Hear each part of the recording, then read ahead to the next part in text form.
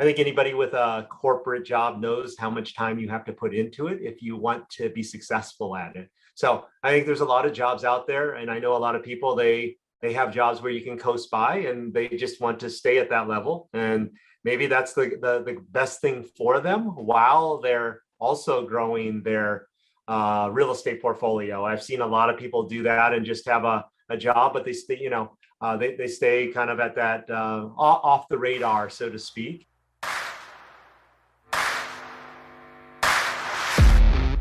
Welcome to the Real Estate Mindset Podcast, hosted by Eric Nelson and brought to you by Wild Oak Capital.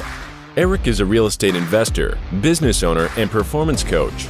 Throughout this series, Eric explores the mindset behind why certain investors are so successful and how we can learn from their achievements and failures.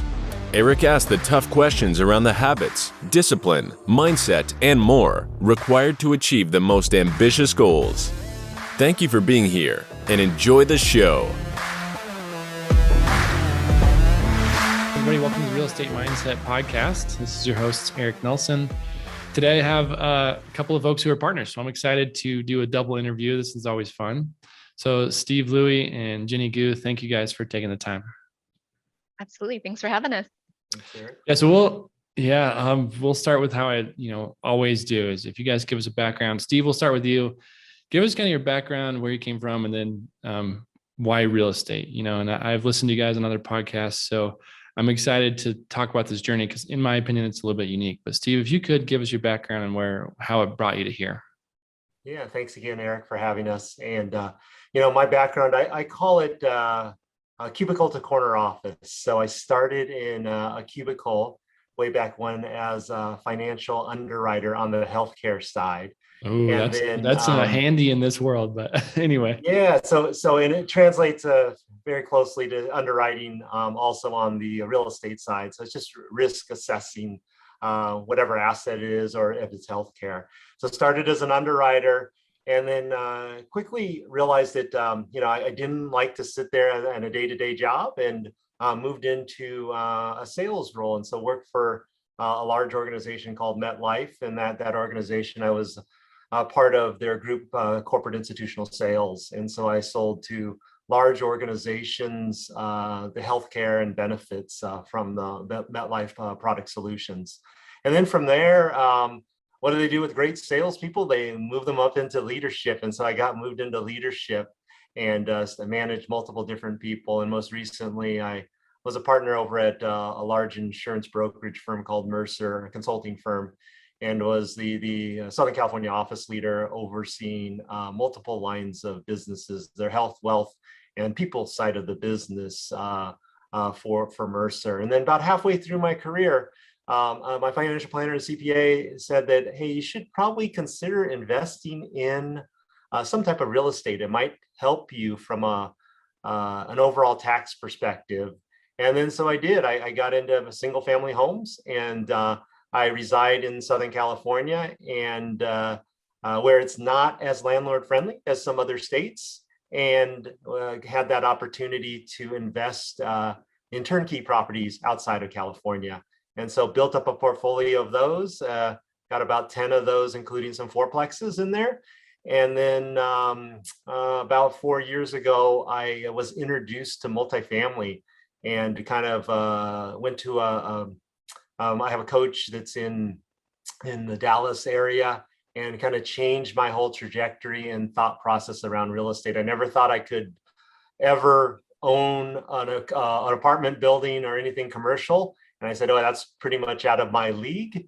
And the next thing you know, we now, between Jenny and I, have probably 10 plus apartment complexes that we're pretty excited about. And so that was kind of the overall change of going to a mentor and getting trained around apartment investing. And then most recently working with Jenny and we starting this company, which is been super great in terms of working with somebody that kind of has very, very similar and complementary skill sets to myself out there. Oh, awesome. We'll come back because there's a lot in there I want to dive into. But Sure. First, Jenny, if you could kind of do the same, give us a little bit of your background, and then what led you to here. Sure, sure. So my corporate background includes 13 years of being a sales director for a company called Procter& and Gamble. So I manage sales strategies for some of our billion-dollar brands, managed large projects, and people management was a big part of that job as well.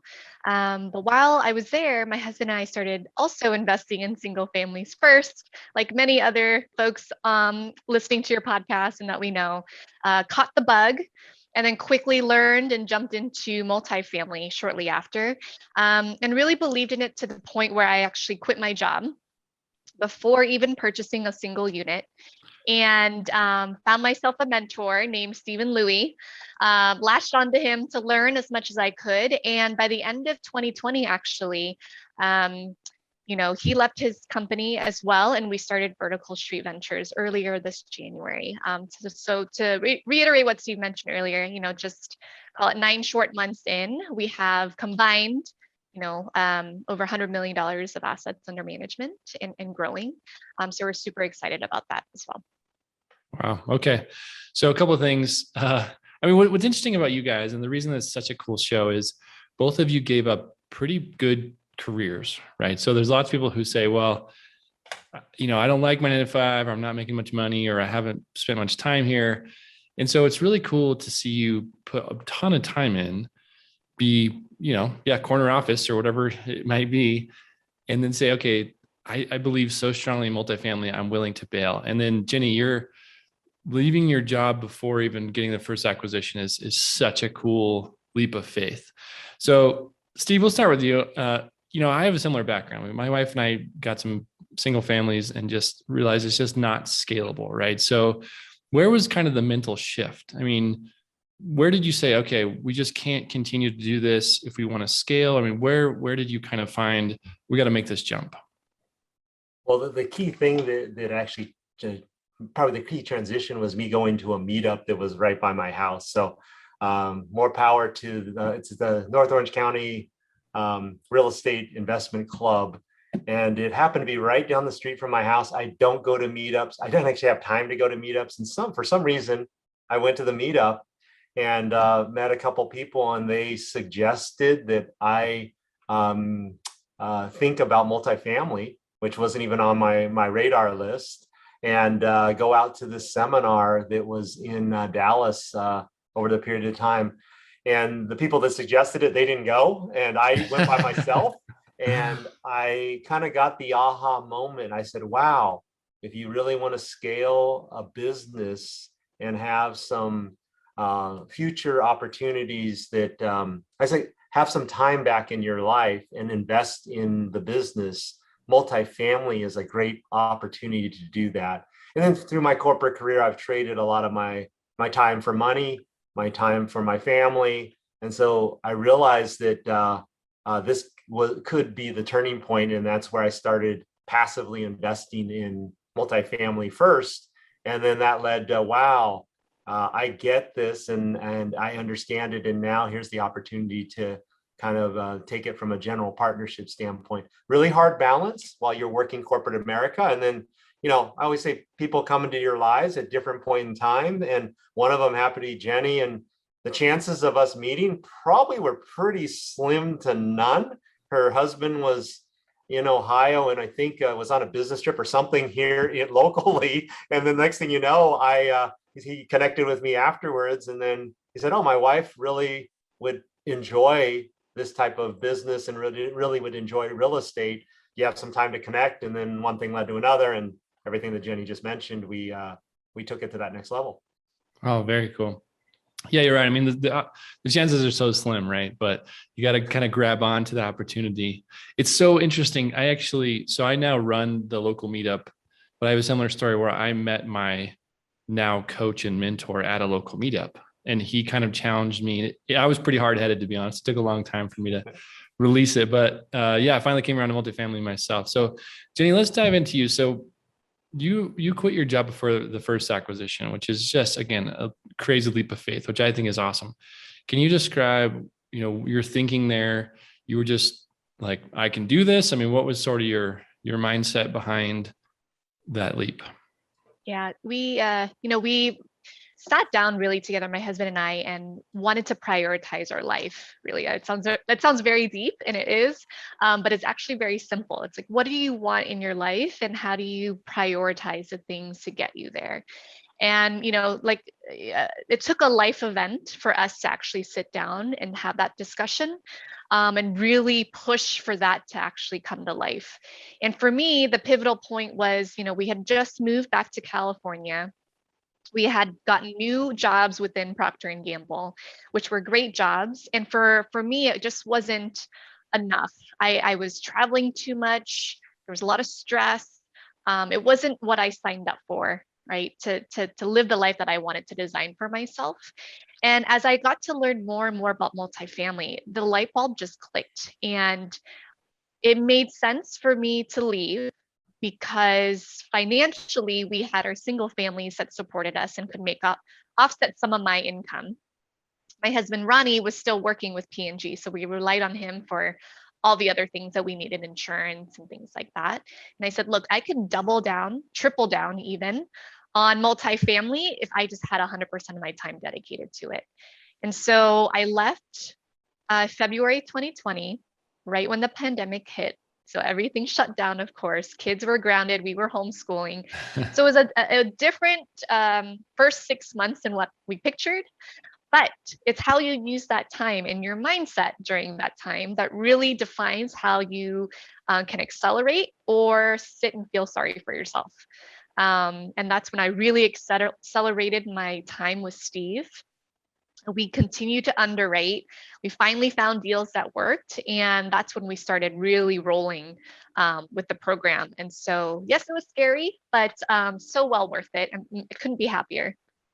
Oh man, so good. A couple of things you said in there was the life that you wanted to design for yourself. And I love that. I mean, that's so powerful. So if you're listening to this, I mean, take that and think about it. Because you're right. I mean, it's kind of a lot to sit down with your husband and say, what do we want out of this? My wife and I have done something similar. It's like, what are we going for? What are we doing here? Take a full step back and say, what's the next 10 years look like? Yeah, are we just going to kind of run and punch the clock and do the same stuff? Because that's fine. There's nothing against it. That's not what we wanted though. So I hear you saying kind of something similar is it was worth that leap. So if you guys don't mind, let's dive into your current portfolio. This is so exciting. Sounds like you kind of hit the fast forward button and got a whole lot. And then I have some more questions around that. So what is your current portfolio multifamily wise? And then where are they located, that type of stuff? Great. Yeah. So combined. So Steve's had a little bit of a head start than I did, right? So if you combine his years and what we've accomplished together, we have a portfolio of 8 active properties in Arizona. One we just sold. Another one is under contract to be closed on sale the end of next week, so end of September. 2 of those remaining have also gone through a full cycle in terms of cash out refinance. And then we are also currently working on a project in Texas that we're raising for as well. And that's a 506C, so I can talk about it. I was going to say, hopefully this is a C, or maybe I'll have to delay till you guys close. Yeah, so we only do 506Cs for our projects right now moving forward. But that one's in Texas. So, combined in Arizona, I mentioned it was $100 million of assets under management. And now we're starting to really accelerate our Texas portfolio as well. Awesome. So we'll kind of come back to the portfolio itself. But before I do, I don't want to forget this. Steve, you mentioned you invested passively first. And in my opinion, that's a really cool way to kind of get in, understand what it looks like to be a passive investor. And then when you're a GP, you can say, oh, okay, here's the perspective from the passive investor, and here's what I wanted to see and liked. If you had to do it all over again, I mean, are you glad you did it that way? Did you learn some lessons? To me, that would be a good way, but I just never know. Yeah, I think passives is a great way. You get your financials every month if they're good sponsors, right? And you get the opportunity to learn from them. If you ask them, and what I also did on some of those passives, I asked to be a KP or key principal, which that allowed me to sign on the loan. And also a KP is, for all intents and purposes, a GP. In some instances, some people get paid, some people don't get paid. I did not get paid. I just was there from a learning experience. And so I think that was super helpful in helping me elevate my game within the Phoenix marketplace. But a lot of them were in the Texas marketplace that I did as passives. A couple learning points on those. I would probably lean towards those that have done sponsorships or have been syndicators before. A couple of them I've done with brand new syndicators, and you really don't know what you don't know. And so would I do it again with probably a newer syndication group? Probably not. But if they were associated with an experienced team, I definitely would lean in. So that's probably one of the key learning points. All the properties ended up, because the market has been very favorable to all of us. Okay, but I think the experience going through it with a brand new person where I've signed on as a KP, it was a little gut wrenching, especially while you're working your W-2 job. And so I think that those are probably, if you ask for learning points, that's probably what I would say in terms of investing in passives. Make sure that you know the sponsor, or they're coming from a pretty strong referral, and then ask them their track record, similar to what you just asked us. What's your portfolio look like? What have you done? Those types of things. Yeah, it's interesting. I'm speaking at a little luncheon gathering for a local group this weekend. It's about passive investing, and it's basically educating someone exactly what you said, right? So if you're listening to this, you're a passive investor, absolutely do that diligence. And it's every bit you're right to have every bit of knowledge, because you are an owner yourself, right? So I love that tip. I love that information. I mean, to me, it just seems like a kind of a cool way to dive in. So kind of circling back to you guys' portfolio, I guess one question I want to ask is, to me, as we've grown and understand the business more and more, there's a few pinch points along the way. And the first one to me was underwriting. The second then was capital raising, and now asset management. So I guess the two questions I have is, it seems like you guys have hired a full-time underwriter. I heard that on a podcast, so hopefully that's correct. And then, for capital raising, do you guys have pinch points there? I mean, with 506C, you can advertise, but are you seeing more traction, or is it harder every deal because maybe that network's a little smaller? Just curious about the future. And Jenny, I'll let you go. Yeah, great question. Because at some point your investors will run out of money, right? And you need to find more. And to answer your question, has it been a pinch point?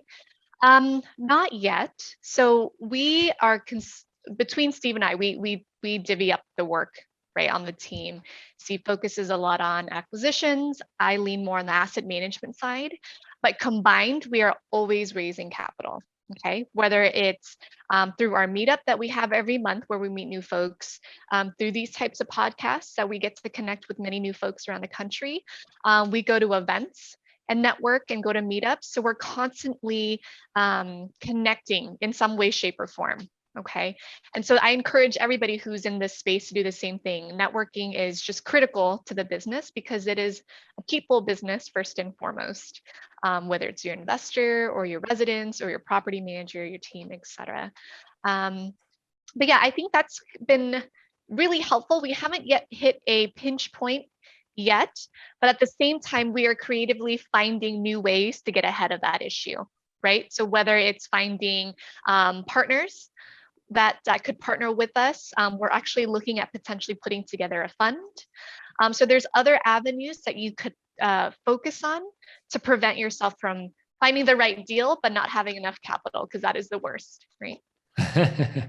Okay, and then what about asset management? So Jenny, this is kind of another question for you, but seemingly, you grow big enough where you have all these balls in the air, all these properties that you really need to manage. Because again, it's a people business, right? So you need to kind of manage your manager.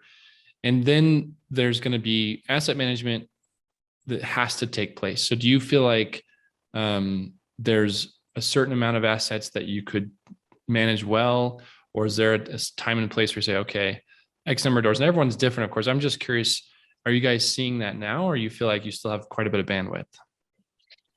We have some bandwidth. I would tell you we are constantly planning for growth. And so Steve and I and the rest of the team, we meet on a weekly basis virtually, and then every month we meet in person to continue that planning. We've hired on an events coordinator. My husband, by the time this airs, would have also left P&G and is joining us full time. So he is going to be our marketing, brand equity, investor relations contact. We've also started hiring virtual assistants. And over time, over the next 6 to 12 months, we're going to add more property management or asset managers, potentially another underwriter. So we're looking at ways to, again, stay ahead of the curve because we don't want to have to work backwards or do any type of rework when we're seeing that type of growth.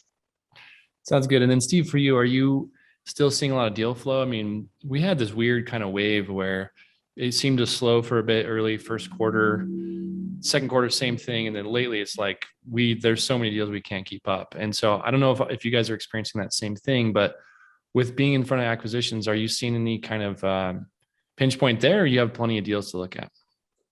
Yeah, no, that's a great question. There's a lot of deal flow out there, and it seems to be priced. I think one of the key things that Jenny mentioned is a relationship game, and I think you mentioned underwriting, capital raise, and asset management. All of those take a relationship play, and so even the opportunities that we receive we try to tend to work them off market or preempt the offer once it comes out. So that's really the way that you gain. Once it goes to market and you have 50 people bidding on it, it does become more challenging unless you have some of the inside scoop, right? And sometimes relationships drive that. That's what this business is about. That's what real estate is about, is building those key relationships to drive results out there. And that's the one great thing I'd say about corporate America that taught us too, is corporate America gave us the ability to work on our sales relationships and work on the opportunities to work with different people. And so I can't thank corporate America enough, just like Jenny, for what they have done to prepare me for the where I sit today. A lot of people think it's all about underwriting or it's all about asset management, but the first thing, it does start with the sale. And once you get that in, and then strategically building an entire team, like Jenny said, how do we make the team appropriate for our needs moving forward? And I think the constant collective of that is super important. I think I answered your question around that. So trying to drive results through relationships. A lot of people call me all the time and ask me, "Oh, I did all this. I did this. I submitted an LOI." I said, "Did you ever meet the broker yet?" They said, "No, I haven't met the broker yet." I said, "You're probably not making the best use of the broker's time by just submitting the LOI. At the same time, you have to make sure you know that broker before you just do a relationship. They have 10 people stacked in front of you that already have a relationship that have submitted the LOI, even though yours might be the most competitive." So. No, I mean, everything you said is so true. And it's funny because we experience the same thing. I would say, people ask, how do you start? In my opinion, it's education. It's like really get educated, really understand the business. But then it's all about relationships. The broker relationship is so key. So Steve, I'm so glad you mentioned that. Again, if you're listening to this and you're starting in the business, first of all, get educated. So when you do call the brokers, you know what you're talking about. But then it's so important to continue that relationship, because you're right. They have a stack of 10, sometimes 50 people that are going to submit. And if you're the one who's taken the time, gone to the market, my personal favorite thing is just to take them to coffee, because it costs $5. It's 30 minutes face to face. You're in the market and it shows that you're serious. And I don't invest anywhere near my market, but it's been worthwhile to fly there and check it out. I mean, also it's worthwhile to know for my investors that we know the area as well, but ultimately this is totally a relationship game. So I completely love what you guys said. So one of the things that jumped out to me was the speed, right? So you guys have taken on quite a few properties pretty fast. First of all, kudos. Do you feel like there's any tips that you can give to other investors to kind of like continue that motion? So if someone has their first deal or something, you guys have anything? And Jenny, I'll let you go first. Any tips that you can provide to scale that fast? Sure. The one thing we always tell folks too, you have to operate and plan for future projects. So the better that you set your foundation, your platforms, your CRM, your email system, your marketing, whether it's ActiveCampaign or HubSpot or MailChimp, what have you, the earlier that you do that, the easier it is for you to grow faster. Because let's say you start with project one, and you don't have those systems set up. Somebody calls it like the law of the first deal, because after the first deal, you'll find the new ones will come very, very quickly. And so you want to be working on those deals, not building your infrastructure while taking down those deals. So lesson is, if you can build the infrastructure up front, the better it is for you to accelerate faster. And that's how we did it. Love it. Steve, do you have any tips for us? Yeah, and when I first started, it was all Excel spreadsheet. I didn't have ActiveCampaign. I didn't have a CRM. But that was, I was working my W-2 job. And then as soon as kind of Jenny came on board, we started to operationalize everything. And that's the key. And that's one of Jenny's strengths is, executing on ensuring we have the right people and the right talent and the right systems, most importantly, to kind of move forward. And so before you go out there, and a lot of people just said, oh, I just got to do LOIs. So what happens once you get them? How are you going to track all of your investors? And all the things that Jenny mentioned are super important. So if I had to do it over again, I'd build those up front while I'm still meeting with the brokers, but have something kind of ready to go in terms of kind of that marketing funnel, everything you hear out there to help keep that investor flow. I say the investor flow coming through. Awesome. And then the final question I have before we kind of move to the mindset piece would be for you guys about balance. So I still have my 9 to 5. It's an interesting story. I love my partner. I actually love my job. But I don't want to be here forever. And I think it'll be a little bit slower transition for other people, but it's a huge balance, right? So I still work a lot of hours in growing what we are. And it sounds like you guys did the same thing. Now, Jenny, maybe you bailed a little earlier than most folks, and that's awesome. But Steve, I can bet you can speak to this. I mean, there's probably some sacrifice. I imagine long hours, times when you're kind of in between. So can you speak to that? No, absolutely. Absolutely. That's a great question.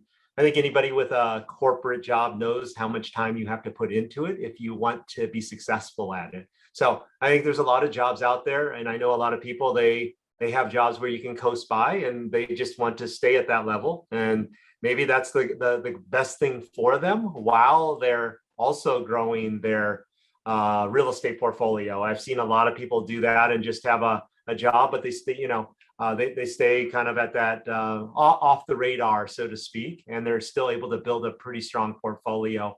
For me, I've had a pretty upwardly, I elevated pretty quickly amongst the ranks, and it was actually really beneficial for me. But there's sacrifices from a family perspective, and so doing everything was pretty tough. I had to commute in from from Orange County to downtown LA, which was a 2-hour plus commute. And so during that time, though, I took advantage of listening to podcasts, listening to things that would help me be better at what I do, and then getting on the phone where I could with people on my drive home as well. And so whatever it is is possible. Even when I joined the mentoring group, I had just got promoted into a new role within corporate America. And I asked my mentor, what should I do before I signed up? He's like, well, if you don't do anything, you're still going to be in the same place relative to your education around multifamily. So my suggestion, and he might have been selling me, right, is to do that. But that was the best advice ever. I did both and I was successful in both. So you learn to allocate and make the appropriate time to be successful if you have that drive, and it's kind of in both. It's in Jenny and my DNA. We will work and do whatever it takes to kind of get us there. And sometimes even now I have to step back and kind of know that I do have enough passive income coming in that I can relax and I can enjoy the fun moments of my life as well. So. Yeah, I mean, that's a good tip there at the end as well, is to kind of enjoy even along the way. And that's something that I talk about a lot, is you can see the future, you can do what Jenny and her husband did and talk about where you want to be, but no matter where you are, it's incredibly valuable to enjoy those moments and the journey. I have this mindset of what I want to get there. I want to get there, and like kind of in a hurry. And I really do have to take the time to step back and enjoy it. So Jenny, what about you? What was that transition like? I'm sure the same story, lots of hours, lots of learning. Was it hard to make that sacrifice? My kids are a little bit younger still. So I have a 8-year-old and a 5-year-old. And fortunately, or however you want to look at it, when we started investing in real estate, we started with a single family site. So it wasn't as intense. So because our jobs were both so intense, that took up a lot of the day, even nights and weekends sometimes. So that we spent enough time in real estate to make it work. But me transitioning over to multifamily, that actually gave me the flexibility to accelerate. So if I had stayed with Procter & Gamble, which I love the company and love the people I worked with, I wouldn't have been able to accelerate as fast as we did. So there is no balance. It's just, what do you prioritize and what is more important to you? And that's how you dictate how much time you spend doing what. Well, yeah, great answers. Thank you guys for being honest. So we'll kind of transition over here. What I'll do is ask the question, but we'll just bounce back and forth who answers it first. So the first question for you both, I'll let Steve go first. Do you have a morning routine? Absolutely. So I think most of us have heard of Miracle Morning, and so I've taken that to the nth degree. I get up every morning at about 4:30, and 4:30, then I start working out at 5 o'clock. So just kind of meditate and get ready. 5 o'clock, I run at least 3 miles, and now I just started incorporating weights across the board. Then I have an accountability partner that keeps me accountable too, and so every time we meet at 5:15. He's always there. And then I've learned a lot from him because he's an entrepreneur himself. And he said one thing that you just mentioned: you have to enjoy. Life is short. Look we're already through the half of actually 3/4 of the year here. And he says, life is short. Enjoy every moment you possibly can. And so I'm trying to do that. Even like sometimes even working out, you go, oh, I want to lose 10 pounds, or I want my muscles to actually show a little bit more. But why not enjoy the process while you're going through that, while you're on the treadmill, while you're running outside and looking at what nature has provided us? And, this is God's country and what God has really provided us across the board. And so now I'm really trying to spend a lot more time reflecting on that. Before it was, I had to do all these things before this time frame, or else, before this time frame, or else we're not going to get this done. Now I've learned to say, hey, if my workout goes only for an hour, great. If it goes for an hour and a half, no worries. But I'm a big fan of making sure you have that process every single day. So my body just will automatically wake up without an alarm. Even if I'm in Dallas or in Phoenix or back east, it all seems to work out. All right. Well, don't sleep in one day. That's I love it. Jenny, what about you? So I'm also a big fan of Miracle Morning. I probably do 3, maybe 4 of the 6 things that you're supposed to do. But what I prioritize are working out and then journaling. So I always start with what I'm grateful for in the morning, just to keep things in perspective and remind me about the process, the journey, and what I already have. So that's 2 of the 4 that I always try to do when I can. Such good tips. I mean, I asked this question for everybody. So everyone has a different answer, and Miracle Morning comes up a lot, but I hear that, I tweak it a little for me. And so I have young kids myself. And so it's a similar story. I mean, every morning I'm up before them. That's about the number one thing I do for sure. And then every day is a little bit different, but it is important to get your mind right. So that's kind of the reason I asked that question. The next one is, what books are you reading, or what can you recommend? And Jenny, we'll let you go first. Yeah, the one that I've been recommending right now to everybody is called Who Not How by Dan Sullivan. It's fairly new. I think it came out this year, last year, but super impactful. We've already made immediate changes to our business and how we execute things.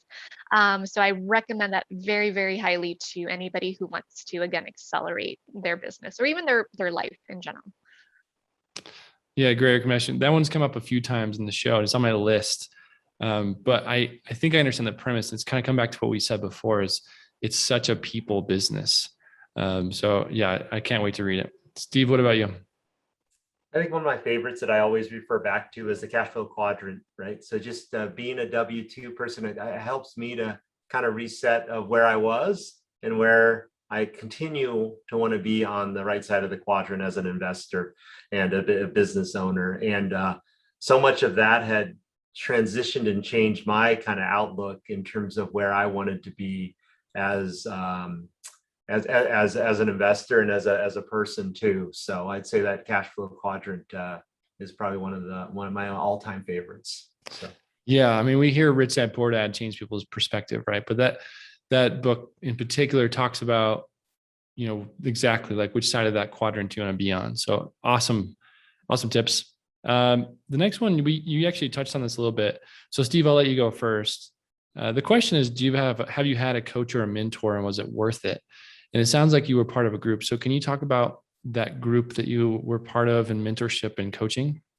yeah.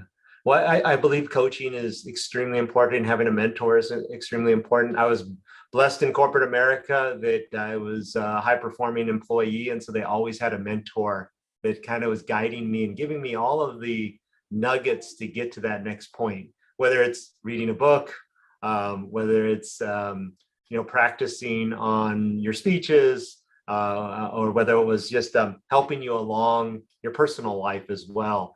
And I think that's what a great mentor and coach does. Specifically on multifamily, I'm part of Jenny and I are both part of the Brad Sumrock group. And Brad, at the time, I've been a personal student of his since 2017. And that has helped propel me across the board in terms of just the foundation, which Jenny talked about, and then taking that mindset and pushing myself beyond what I thought I could do. Even when we talk about capital raising, the opportunity is there, and our network just keeps growing and growing, and our database does, because we have that open mindset, as opposed to in the past, I was maybe a little bit more fixed in terms of my approach. And so the coach has pushed us in different areas to do that. And then most importantly, education, like you said at the beginning, give us the foundation and the education to be super successful there. And the rest is kind of on us to kind of educate ourselves, and the weekly meetings that we used to have and reviewing of underwriting by somebody that knows more than you is always a positive. So that's kind of a little bit about my experiences of a coach. And I would say it's a necessary person. It's necessary in order for you to get to that next phase. Yeah, I'll come back to my opinion, but Jenny, if you don't mind, touch on your experience. Yeah, so in the real estate world, my first mentor was Steve. And then now he's my partner. So that obviously went very well. And we're now doing great things together. I also joined the Sumrock Network this year. And for me, primarily, it was more for the networking aspect of it, because while we do meet a lot of people outside of the network, I feel like there's so many wonderful people inside that network that I would love to continue to learn from, Brad and Jen themselves. So it's a great ecosystem to continue to accelerate, but mainly just to meet more like-minded people and to continue that learning. Yeah, and ask that question because I'm the same, Steve. I think I'm a huge proponent of coaching, and it's just basically someone else taking a look or allowing you or asking you questions to look within yourself and saying, okay, one, where are the gaps? But it's also a good coach, in my opinion, will do what you described too, is push you in your personal life as well. Because, business and finance is just one small portion of your total look of aspect of life, right? So that's why I love it so much, is it's kind of taking a look at all sectors of your life and how can you improve. And you don't have to beat yourself up about it, but it's kind of a good way to look at, okay, how can I get better? And then again, enjoy the ride. So that's awesome. Next question is, Jenny, we'll let you go first again. What is the biggest mistake that you've made, or what's something you've done that you wouldn't repeat? I've made some mistakes in terms of, when I left and started full time in real estate. It was right when the pandemic hit. And there were times where, well, everything just shut down, right? There were no deals available, brokers helping to the best, sellers didn't want to sell, lending stopped essentially. So the few deals that I did see, I just had some level of FOMO. I told Steve, I'm like, man, there's no deals, like we have to buy something. And so that part, while I wouldn't necessarily call it a mistake, but an experience that I encourage other newer folks not to do. Don't buy it just to buy it. Make sure you truly vet out a property and don't feel like because everybody else or your peers or other folks in your network are purchasing left and right that you should be doing the same. So always make sure you vet through.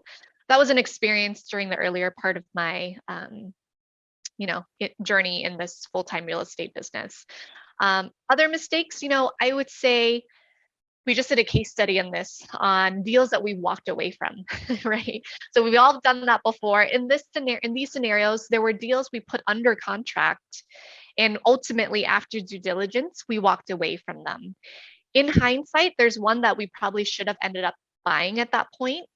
And there's another one that we're actually glad we didn't, right? And the mistake in those in hindsight would be, how do we make sure we do all the due diligence ahead of signing the contract as much as we could, because I'm sure there's probably 2 or 3 things we could have found out if we really dug in a little bit more prior to signing the contract.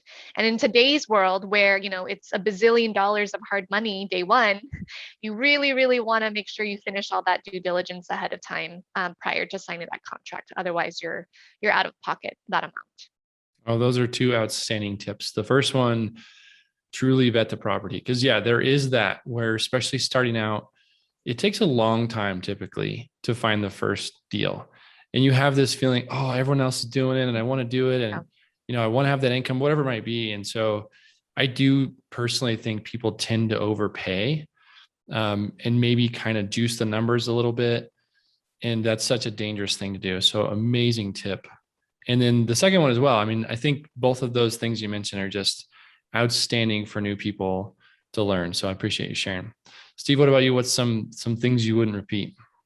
I wouldn't repeat. So one of the things I did mention before is make sure you vet your sponsors in the past. If you ever have to be a key principal or sign on a loan, I would ensure that you do a background check with those sponsors. And I would not do a deal with somebody that was brand new. If I was brand new and the other sponsor was brand new, it is a little bit of the blind leading the blind.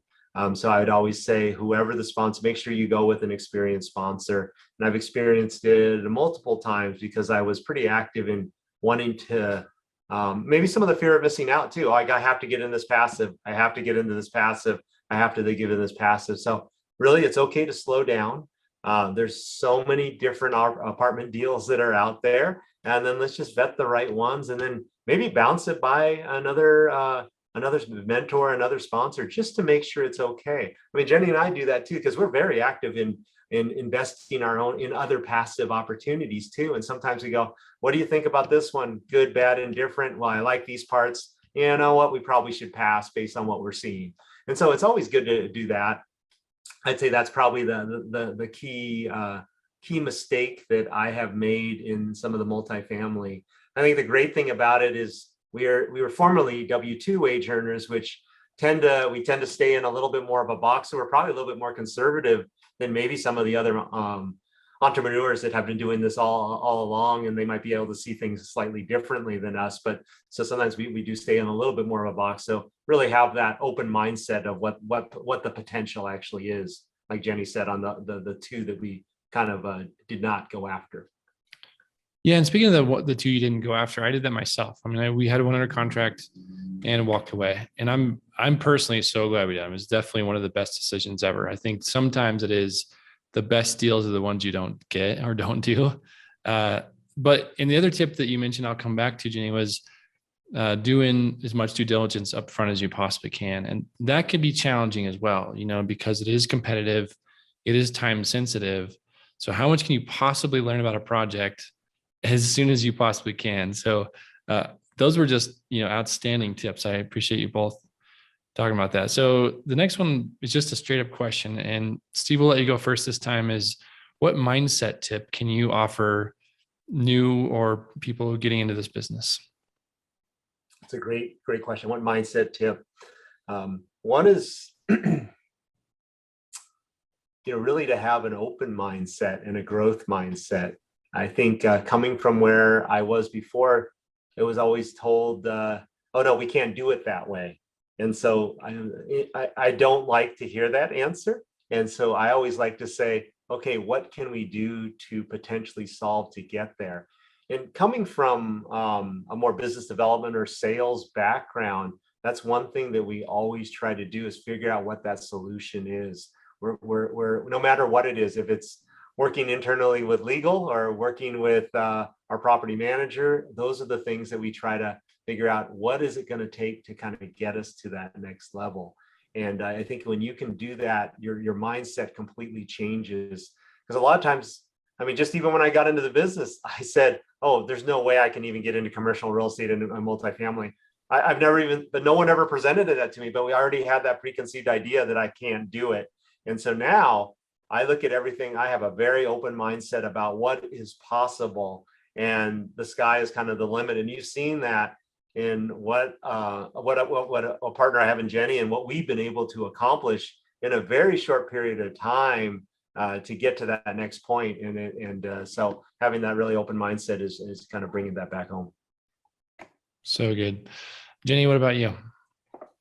I would say two things. One, learning. So it's similar to growth mindset, right? In the standpoint of the second you stop learning, you're dying. That quote is somewhere. I don't know who said it, but that person is very smart, because we don't know everything. And so, especially when you're in a new industry, you have to be open to learning new things and new tricks, because you're not necessarily going to be the expert right off the bat. Okay. And the second point that feeds into it is you have to be open to feedback. And so there are a lot of people who have been around the block many times before you have. And you should be open to feedback, because what I love about this industry is I've met so many people willing to help and teach and coach. And so take what they give you as great advice, and take it with a grain of salt, of course, but then pivot and adjust accordingly, because they obviously have been successful and have done something right. And feedback is a gift. And I always say I welcome as many gifts as possible. So yeah, those two things. Oh, so good. Thank you, guys. And this is the final one, but it's actually a two-part question. So Jenny, I'll put you in the hot seat first. To me, this one's the hardest one. So the first part is, what is your definition of success? And then the second part is, why are you successful? My definition is success to me is doing what I want, when I want, where I want to. Okay. And that is essentially the definition of financial freedom. Okay. You're not tied to a desk, you're not tied to a W-2 job. You are able to do what you want at any given point in time, and with whoever you want to. You could be your family, right? And do the work that you do. And what makes me successful really is just the people that I surround myself with. And another quote, right? Again, someone smarter than me said this, but you are the average of the 5 people you associate with. So take a good look at who you spend the most amount of time with, and are those people making you better, or are they holding you back? And so when I look at the success that I've achieved, it's because of those 5 people that I've hung out with, for lack of a better word. And all of them have made me a better person, and gotten me to where I am today. Wow, such good stuff. All right, Steve, what about you? Success. So if you asked me this a while back, my success was climbing the corporate ladder, right? So at any cost, what I would want to do is to be the best at what I was. And I sacrificed a lot of my time for my family. And I sacrificed that for money and climbing the corporate ladder. And a lot of us do that. And time flies by so quickly. And so that definition of success has actually transitioned and changed. So success is what I'm doing today. The ability to have great partners that we can work on and debate, as well as grow together in terms of a business. Success is seeing my family and watching my family grow, and helping them be successful as they grow into their careers as well. And then also success is spending time with my parents and what have you. A lot of times, they're all getting older, and now I still have the opportunity to do that. And so really kind of doubling down on the things that I kind of sacrificed for what I perceived as success at that point in time has now changed to where it is today. And then lastly, just being able to spend more time with my church as well. And that's a key factor there. And so that's kind of where it has transitioned from where I thought it was, which was my success point, and I achieved a lot. And then now is the point where I'm living it today, as Jenny says, living the life you want to live every single day. And that's ultimately what I get to do. Oh man, so good. It's cool that you guys have worked hard and made the transitions and, done the steps to be where you are. So congratulations. Super cool to talk to both of you. Such an inspiration. So people watching on YouTube, they can obviously see how to get a hold of you.